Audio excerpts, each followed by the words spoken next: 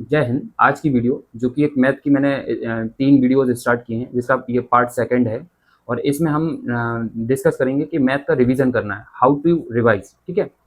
तो देखिए, मैंने इसके पहले जो वीडियो बनाई थी उसमें बताया था कि हाउ टू रीड मतलब मैथ को कैसे पढ़ना है। और मैं ये उम्मीद करके चलूँगा, अगर आपने मैथ को उस तरीके से पढ़ा है या जिसने भी पढ़ रखा है, तो वो इस वीडियो को फ़ॉलो करेगा और अपनी मैथ का रिवीजन करेगा। देखिए, कोई भी चीज़ हमारा सिर्फ़ पढ़ना ही फ़ोकस नहीं होना चाहिए, उसका रिवीजन भी हमारे लिए बहुत मस्ट होता है। क्योंकि आप किसी चीज़ को कितना भी पढ़ते जाइए, जब आप उसको पढ़ते जाएँगे तो पीछे की चीज़ें भूलते जाएँगे। उसका रिवीजन कैसे किया जाता है, ख़ास तौर से मैथ का रिवीजन कैसे किया जाता है, क्योंकि जनरल नॉलेज हो गया, हिंदी हो गया, इंग्लिश हो गया, उसे आप रट सकते हैं और उसका रिवीजन करने का तरीका अलग होता है। लेकिन मैथ के लिए आपको एक अलग स्ट्रेटजी अपनानी पड़ेगी, तब जाके आप मैथ का प्रॉपर तरीके से रिवीजन कर पाएँगे। मैं देखिए बताता हूँ आपको कि जो आपने मैथ पढ़ रखी है, कहीं से भी पढ़ी हो, कितनी भी पढ़ी हो, डज़न्ट मैटर, लेकिन आपने एक सही तरीके से पूरा सिलेबस कंप्लीट किया हो। अब उसके अगर आपके पास प्रॉपर नोट्स हैं, सारी चीज़ें आपने नोट डाउन करके रखी हैं, तो उनका रिवीजन कैसे करना है, क्योंकि बिना पढ़ी हुई चीज़ों का हम रिवीजन नहीं कर सकते। जैसे कि मान लीजिए कोई टॉपिक आपने आधा पढ़ा है और आप चाहते हैं कि हम उसका रिवीजन कर लें, तो आप किस बेस पे रिवीजन करेंगे? जब हमें सारी चीज़ें आएँगी तभी हम उस चीज़ का रिवीजन कर पाएँगे। तो देखिए, रिवीजन करने के लिए आप कुछ मत करिए, जैसे कि जो भी आपके सारे टॉपिक हैं उनमें आप डिसाइड करिए। देखिए, 2 पार्ट्स में मैथ्स को डिवाइड किया गया है, अरिथमेटिक और एडवांस। तो अरिथमेटिक के टॉपिक आप अलग डिसाइड करिए और एडवांस के टॉपिक आप अलग डिसाइड करिए। इसमें भी 3 कैटेगरीज में 3 टॉपिक को बांटिए, एक ईजी और एक मीडियम और एक हार्ड। मतलब जो अरिथमेटिक है, इसमें आप 3 कैटेगरी में अपने अकॉर्डिंग टॉपिक्स बांट सकते हैं। किसी को कोई टॉपिक डिफिकल्ट लगता है, किसी को कोई ईजी लगता है, किसी को कोई मीडियम लगता है। जैसे कि मान लीजिए कि आपको मान लीजिए प्रॉफिट लॉस जो है डिफिकल्ट लगता है और जो परसेंटेज है वो मान लीजिए मीडियम लगता है और जो टाइम एंड वर्क है वो आपको ईजी लगता है। तो 3 पार्ट्स में एडवांस और अरिथमेटिक को डिवाइड करिए। उसके बाद आप वन बाय वन टॉपिक, जैसे कि इसके पहले मैंने जो वीडियो थी उसमें बताया था कि टोटल 30 टॉपिक आपके होंगे मैक्सिमम, जो कि आपके एग्जाम पॉइंट ऑफ व्यू से इंपॉर्टेंट होते हैं। बाकी 1-2 टॉपिक ऐसे होते हैं अननोन, जैसे कि सेट्स हो गया, समुच्चय प्रोबेबिलिटी, जो कि कुछ स्पेसिफिक एग्जाम में ही पूछे जाते हैं। तो आपने 3 पार्ट्स में जब अपने जो टॉपिक हैं उन्हें डिवाइड कर लिया, तो अब आप कुछ मत करिए। जो आपको लगता है कि मुझे ये सबसे ज़्यादा डिफ़िकल्ट है, जो डिफ़िकल्ट कैटेगरी का आपका टॉपिक है, कहीं से भी स्टार्ट करिए, जहाँ से भी आपका मन करे, क्योंकि ये आपका रिवीज़न है, ना कि आप अब इस चीज़ को पढ़ रहे हैं। तो आप प्रयास करिए कि सबसे पहले डिफ़िकल्ट टॉपिक को उठाइए, क्योंकि डिफ़िकल्ट टॉपिक जब भी हम कोई टाइम टेबल बनाते हैं, किसी भी चीज़ का टाइम टेबल, तो उसे 1-2 दिन या 1 वीक तक बहुत अच्छे से फ़ॉलो कर पाते हैं। उसके बाद उस चीज़ में हम उस चीज़ को फ़ॉलो ज़्यादा नहीं कर पाते। तो इसलिए आप सबसे पहले कठिन चीज़ से स्टार्ट करिए। ये जस्ट रिवीजन है, ये रिवीजन है आपका। तो कठिन ईजी इसमें ज़्यादा नहीं है, लेकिन फिर भी हमें जो चीज़ टफ लगती है हम उसे पहले कवर करेंगे, पहले ईजी वाली चीज़ को नहीं करेंगे। आप सबसे पहले हार्ड टॉपिक जो डिफिकल्ट आपको लग रहा है उसे कवर करिए। उसका रिवीजन के लिए आपको बहुत ज़्यादा टाइम देने की जरूरत नहीं है। आप टॉपिक उठाया, आप क्वेश्चंस को बस अपनी आंखों से देखिए और जो भी टॉपिक आप कर रहे हैं, जो आपने नोट्स बना रखे हैं, या अगर आपके पास कोई बुक है जिसे आप नोट्स मानते हैं, तो उसमें भी जो टॉपिक है, मेरी बातों को बड़े पॉइंट बाय पॉइंट समझिएगा, आपको बहुत स्मूथ लगने लगेंगी चीज़ें। जो डिफिकल्ट आपने टॉपिक चूज़ किया है, उसमें कुछ क्वेश्चंस ऐसे होंगे जो आपको बहुत अच्छे से आते होंगे, कुछ आपको लगता होगा कि हाँ, इसमें मैं थोड़ा फँसता हूँ, और कुछ ऐसे होते हैं जो आपको लगता होगा कि यार टॉपिक तो पूरा पढ़ लिया, लेकिन अभी भी ये थोड़ा-सा इनका कॉन्सेप्ट क्लियर नहीं है। तो इनमें भी टॉपिक में भी आप 3 कैटेगरी डिवाइड करिए, ईज़ी, मीडियम, डिफिकल्ट। और उस क्वेश्चन के सामने ई, एम और डी, मतलब इजी, मीडियम और डिफिकल्ट क्वेश्चंस के सामने, मतलब एक आप गोला बनाइए और उसके बगल में लिख दीजिए कि ये इजी है, ये मीडियम है, ये डिफिकल्ट है। इसका क्या बेनिफिट मिलेगा मैं आपको आगे बताता हूँ। आपका डिफिकल्ट कोई भी एक टॉपिक था जो आपने 1 से 2 घंटे में पूरा रिवाइज कर लिया और आपको ये भी पता चल गया कि इस टॉपिक के ये इजी क्वेश्चन है, ये मीडियम है और ये डिफिकल्ट है। अब आप अगले दिन कुछ मत करिए, अगले दिन आप मीडियम टॉपिक ले लीजिए। अगर आपका मन कर रहा है तो आप डिफिकल्ट पे ही रहिए। अगले दिन भी आप डिफिकल्ट या मीडियम में से कोई चूज कर सकते हैं, क्योंकि हमारे दिमाग को भी ये पता होना चाहिए कि हम कितना मतलब ईजी फील कर रहे हैं या कितना हमें ऐसा लग रहा है कि नहीं भाई मैं डिफिकल्ट कर लूंगा, तो आप डिफिकल्ट चूज करिए। धीरे धीरे आप डिफिकल्ट के बाद मीडियम पे आएंगे, मीडियम से ईजी में जब आप आएंगे तो आप ये चीज नोट कर पाएंगे कि मैंने रिवीजन के कुछ ही दिनों में मैंने सारी चीजों का आइडेंटिफिकेशन कर दिया है कि कौन सा क्वेश्चन ईजी लगता है, कौन सा क्वेश्चन मीडियम लगता है और कौन सा क्वेश्चन हमें डिफिकल्ट लगता है।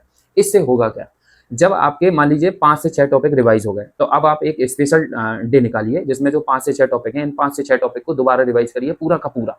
तो इसमें जब आप क्वेश्चंस का रिवीजन करेंगे तो आपको मैं दावे के साथ कह सकता हूं कि जो आप ई लिखे हैं उस पर आप ज्यादा फोकस नहीं करेंगे। क्यों? क्योंकि वो चीज आपको आती है और जो चीज हमें बहुत अच्छे से आती है उस पर हमें ज्यादा टाइम वेस्ट करने की जरूरत नहीं है। तो आप नेक्स्ट फोकस करेंगे अपना मीडियम और डिफिकल्ट पे।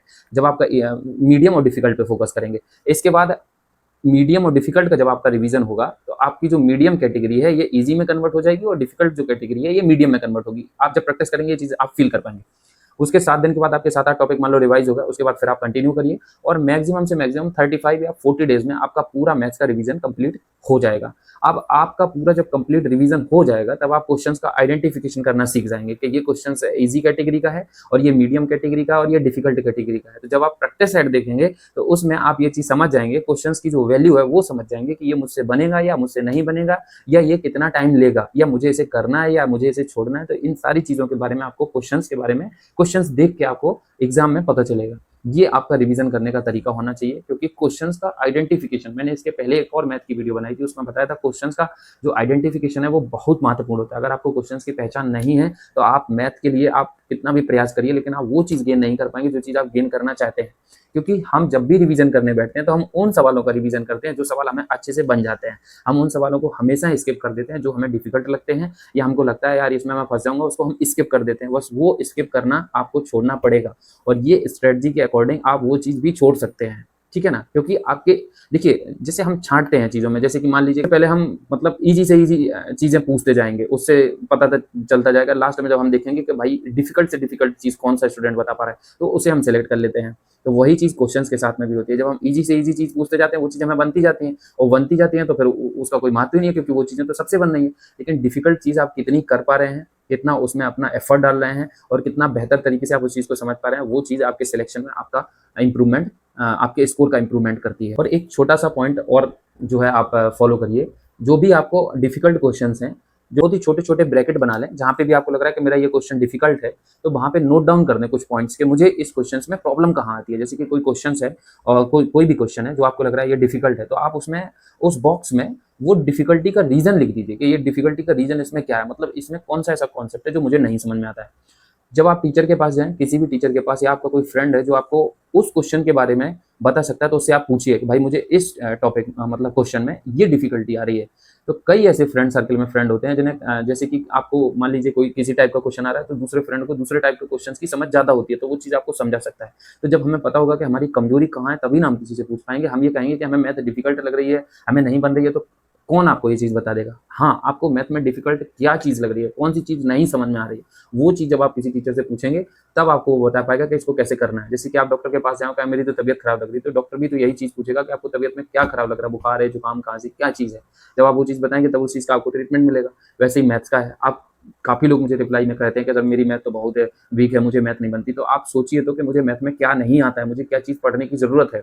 तो इस वीडियो में बस इतना ही कि आपको रिवीजन कैसे करना है। आप टॉपिक का डिवाइडेशन करिए डिफिकल्ट, मीडियम और इजी में, और उनके अकॉर्डिंग आप टॉपिक को सिलेक्ट करिए और टॉपिक में भी क्वेश्चंस के आगे लिखिए कि ये इजी है, ये मीडियम है, ये डिफिकल्ट है। और डिफिकल्ट क्वेश्चन के आगे ब्रैकेट में शॉर्ट में एकदम कि इसमें मुझे कौन सी चीज़ नहीं समझ में आती वो चीज़ लिख दीजिए और वो चीज़ किसी से पूछ के उसका सोल्यूशन करिए। आप धीरे धीरे देख पाएंगे कि आपकी जो सारी चीज़ें हैं, जो भी सारे डाउट्स हैं वो आपके क्लियर हो जाएंगे।